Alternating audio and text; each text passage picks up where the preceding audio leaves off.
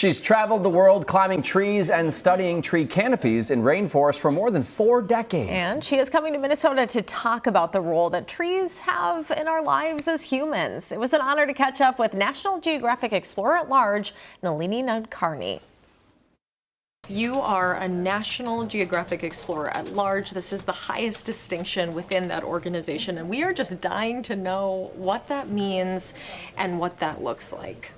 Well, being an explorer at large for National Geographic, I guess, makes me one of the 10 most lucky people in the world, because it means I get to basically use the incredible resources and mission of the National Geographic Society to help protect and illuminate the wonders of the world. It means that I get funds to carry out research that I do in the forest canopy. It means I get to mentor other younger explorers and younger people to fulfill their dreams. What advice do you have for young explorers? I think everybody's an explorer, especially every young person has curiosity about the world.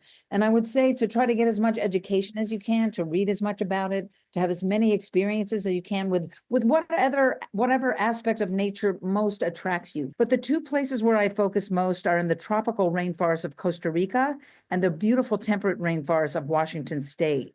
So those are the places where for the last 42 years, I've been climbing trees, exploring, documenting, observing, carrying out experiments to understand the part of the forest where until 40 years ago, people really didn't explore. What is happening up there? It's not just the trees and the treetops and the leaves that are up there. There are thousands of species of plants that grow up in the canopy, perched on branches and trunks that get support but not nutrients from their host trees.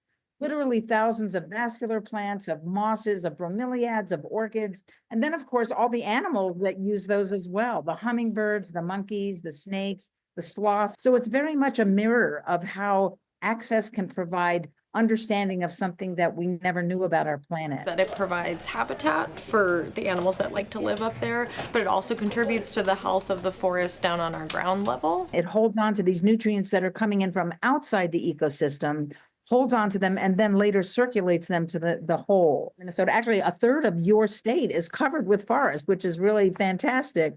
And the same is true of much of the tropics, but people are changing the way land is being used because of population growth. Probably the greatest change that we're seeing in tropical rainforests might be going on also in Minnesota, and that is changing weather patterns, changes in the dynamics of climate, longer dry seasons, less mist and fog, and more hard and heavy rain. Even in just my lifetime of research, my 40 years of canopy research, I'm seeing really significant changes, and we don't know how long or how fast that's going to take place in the future, but it's something that many, many scientists are concerned with. Whether they're trees in Costa Rica or whether they're trees on the streets of Minneapolis, I just want people to be more aware of how great trees are, how much they contribute to our lives in all kinds of ways, because enthusiasm about nature is, I think, contagious and infective in a really positive way.